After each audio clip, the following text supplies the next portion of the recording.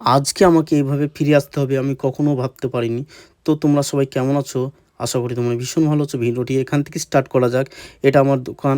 এই দোকান বন্ধ করে আমি আবার বেলডাঙা যাওয়ার উদ্দেশ্যে রওনা দিলাম। তো বেলডাঙা যাওয়ার পথে দেখো ভিউটা দেখো কত সুন্দর।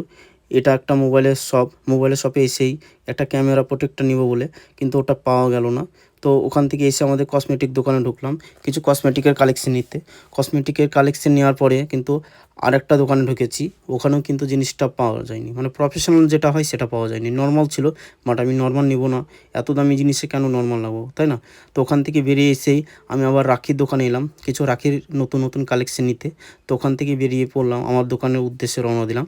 দেখো কত আইটেম নিয়েছি। আর এই যে দেখো মানে NS34 আসার পথে যে ভিউটা সেটা শেয়ার করলাম।